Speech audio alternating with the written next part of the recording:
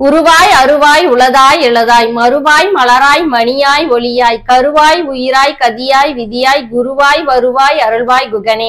முருகனுக்கே சொந்தமான 6 படை வீடுகள்ல 2ஆம் படை வீடான திருச்செந்தூர்ல மகா கும்பாபிஷேக விழா நடைபெறுதுங்க. இதுல இந்த மகா கும்பாபிஷேக விழான்னா என்ன, அதே மாதிரி நம்ம அங்க கலந்துகிட்டோம் அப்படின்னா நம்மளுக்கு இன்ன பலன் அப்படின்றதையும் சொல்றேன். இப்ப நம்ம பக்தர்களுக்காக கோயில்ல என்னென்ன புதுசா நம்மளுக்காக செய்திருக்காங்க. நிறைய பேர் நினைச்சிட்டு இருப்பீங்க நம்ம அந்த கூட்ட நெரிசல்ல நம்ம எப்படி போயிட்டு வர்றது, எல்லா வசதிகளும் அங்க இருக்குமோ இருக்காதோ அப்படின்னு நிறைய பேர் தயங்கிட்டு இருப்பீங்க. வீடியோவை ஸ்கிப் பண்ணாம பாருங்க, அப்பதான் இந்த வீடியோல நான் என்ன சொல்றேன் அப்படின்றது உங்களுக்கு முழுமையா கிடைக்கும். நம்ம வீடியோவை இதான் ஃபர்ஸ்ட் டைம் பாக்குறீங்க அப்படின்னா லைக் அண்ட் சப்ஸ்கிரைப் பண்ணி பெல் ஐகானை கிளிக் பண்ணிக்கோங்க. அப்பதான் நம்ம இது போல போடுற வீடியோக்கள் உங்களை வந்து சேர்ந்தடையும். வாங்க வீடியோக்குள்ள போயிடலாம்.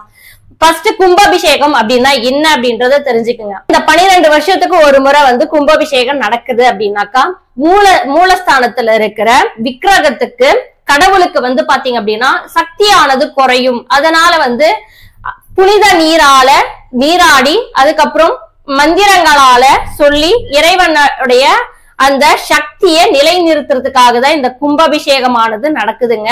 இந்த கும்பாபிஷேகம் நம்ம மக்கள் வந்து நம்ம பார்த்தா இன்னங்க பலன் கிடைக்கும் அப்படின்னா 12 வருஷம் நீங்க நாள்தோறும் கோயிலுக்கு நடையா திரிஞ்ச பலன் வந்து அந்த கும்பாபிஷேக விழாவில கலந்துகிட்டு அந்த புனித நீரானது உங்க மேல விழுந்தது அப்படின்னாவே 12 வருஷம் நீங்க கோயிலுக்கு போனதான பலன் கிடைக்குங்க.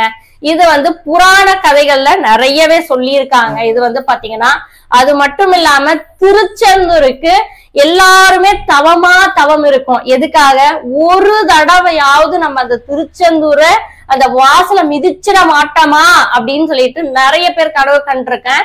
ஏன் அப்படின்னு சொல்றேன்னா, நிறைய பேருக்கு எல்லாம் பணம் இருக்கும், ஆனா போகணும்னு நினைப்பாங்க, டக்குன்னு போக முடியாது. நீங்க நினைச்ச மணிக்கெல்லாம் வந்து பாத்தீங்கன்னா திருச்செந்தூரை டக்குன்னு போயிட்டு வந்துட முடியாது. ஏன்னா அவன் நினைக்கணும், அவன் உத்தரவு கொடுக்கணும். அப்படின்னா பாத்துக்கங்க, இந்த கும்பாபிஷேக விழாக்கு போயிட்டு வந்தா 12 வருஷங்க நீங்க திருச்செந்தூருக்கு போயிட்டு வந்ததுக்கான பலன் கிடைக்குங்க.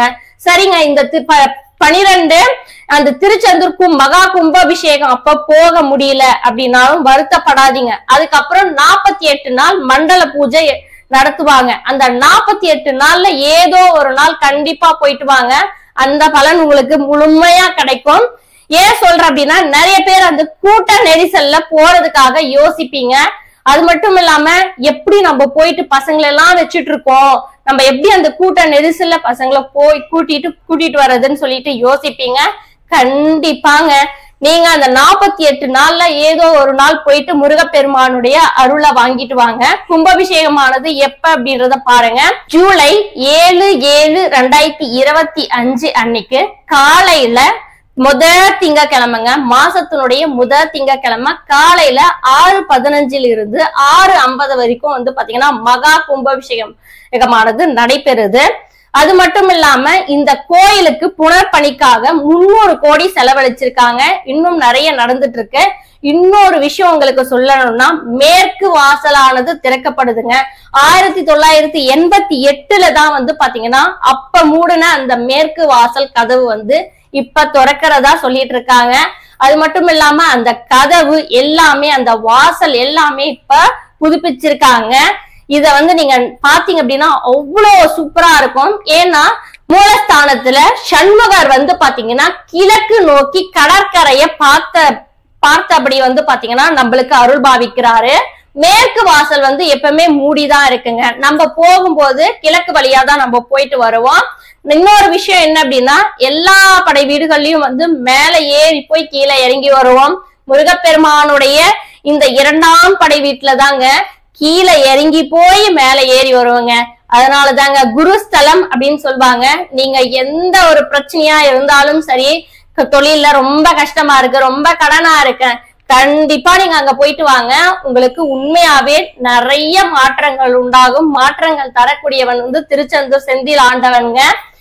இந்த யாகசாலை பாருங்க, 8000 அடி சதுர அடியில வந்து பிரம்மாண்டமா ஜொலிக்கும் தங்க முலாம் பூசப்பட்ட அந்த தூண்கள்ல அமைச்சு 1008 பெண்கள் வந்து ஒரே நேரத்துல கந்த சஷ்டி படிக்கும் கவச அந்த இது பூஜையும் நடந்துட்டு இருக்குங்க. கண்டிப்பா நீங்களும் போய் இந்த பூஜையில கலந்துக்குங்க. மக்கள் நம்மளுக்காக என்னென்ன செஞ்சிருக்காங்க அப்படின்றத பாருங்க. இப்ப தினந்தோறும் வடை பாயாசத்தோட அறுசுவை உணவு போட்டுட்டு இருக்காங்க. மகா கும்பாபிஷேகம் அன்னைக்கு வந்து பாத்தீங்க அப்படின்னா 20 இடங்கள்ல அன்னதானம் போடுறதுக்காக திட்டமிட்டு இருக்காங்க. அது மட்டும் இல்லாம நிறைய பேரு கும்பாபிஷேகம்னா தெரியும், அந்த கோபுரத்துல இருந்து வர அந்த தண்ணி வந்து நம்ம மேல பற்றாதா அப்படின்னு சொல்லிட்டு எல்லாரும் முட்டி மோதிக்கிறதுக்காக கஷ்டப்படாம ட்ரோன் மூலமா அந்த புனித நீரானது எல்லார் மேலும் தெளிக்கிறதுக்காக திட்டமிட்டு இருக்காங்க. 500க்கும் மேற்பட்ட பேருந்துகள் சுழற்சி முறையில விட்டுருக்காங்க, திரும்ப திரும்ப போயிட்டு வர மாதிரி. அது மட்டும் இல்லாம 500 கழிப்பிடங்கள்ங்க ஏற்பாடு செஞ்சிருக்காங்க. 6000 போலீஸ் வந்து பாத்தீங்கன்னா நம்மளுக்கு பாதுகாப்பு பணிக்காக திட்டமிட்டு இருக்காங்க. 160 சிசிடிவி கேமராக்கள் வந்து பொருத்தப்பட்டிருக்கு. ஏன் அப்படின்னா நிறைய கூட்டம் இருக்கிற இடத்துல திருடுறதுக்கு வாய்ப்பு அதிகமா இருக்கும் அப்படின்றதுக்காக 160 இடங்கள்ல வந்து சிசிடிவி கேமரா பொருத்தப்பட்டிருக்குங்க. சரிங்க, இதெல்லாம் இருக்கட்டும். சரிங்க, முருகப்பெருமானை எப்படி ஃபர்ஸ்ட் வணங்கணும்னு பாருங்க. முதல்ல போன உடனே தும்பிக்கை விநாயகரை வழிபடணுங்க. அதுக்கு பின்னாடி அகத்தியர் இருக்காங்க. நிறைய பேர் என்ன பண்ணுவோம், போன உடனே நேரம் வந்து திருச்செந்தூர் முருகனை பாக்குறதுக்காக தரிசிக்கிறதுக்காக போயிடுவோம். வரும்போது ஏதோ இந்த படி வழியா வந்துட்டோம் அப்படின்னு சொல்லிட்டு என்ன பண்ணுவோம், விநாயகரை வழிபட்டுட்டு போவோம். அப்படி பண்ணாதீங்க.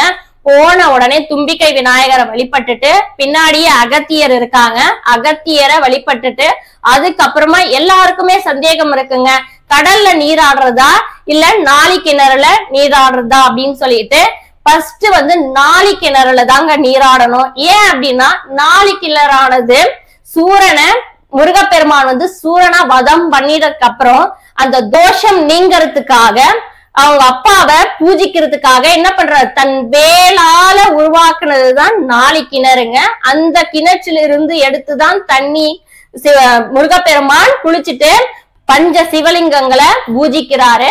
அதுக்கு தேவர்கள்லாம் அந்த பூவை ஒவ்வொருத்தருக்கா எடுத்து போடும்போது தேவர்கள்லாம் முருகா அப்படின்னு கூப்பிடும் போது ஒரே வார்த்தைக்காக இப்படி திரும்பி பார்த்தது. அதனாலதான் இன்னைக்கும் மூலஸ்தானத்துல பூஜா மூர்த்தியா நம்மளுக்கு காட்சி அளிக்கிறாரு. அது மட்டும் இல்லாம எல்லா இடத்துலயுமே வந்து பாத்தீங்கன்னா ஒரே உற்சவர் மட்டும்தான் இருப்பாங்க மூலஸ்தானத்துல.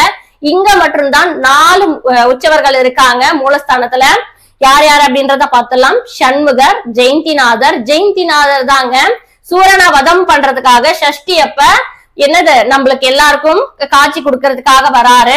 அதுக்கப்புறம் குமரவிடங்கர், அலைவாய் பெருமாள், இந்த 4 உற்சவர்களுமே அங்க இருக்காங்க. சரிங்க, இதெல்லாம் இருக்கட்டும்ங்க. அங்க வந்து கைலாயத்துக்கு இணையா எந்த இடம் இங்க இருக்கு அப்படின்னா திருச்செந்தூரை தான் அருணகிரிநாதர் ஒரு பாடல்ல குறிப்பிட்டிருக்காங்க.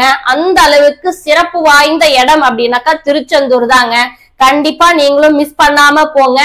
இப்ப 7ஆம் தேதி போக முடியல அப்படின்னாலும் 48 நாள் மண்டல பூஜையில கண்டிப்பா போய் கலந்துக்குங்க. ஏன் அப்படின்னா 12 வருஷம் ஆனது சாதாரண ஒரு விஷயம் கிடையாதுங்க. நம்மளுக்கு அந்த முழு பலனானது கிடைக்கும். கண்டிப்பா திருச்செந்தூருக்கு போயிட்டு வாங்க, திருப்பம் உண்டாகும்.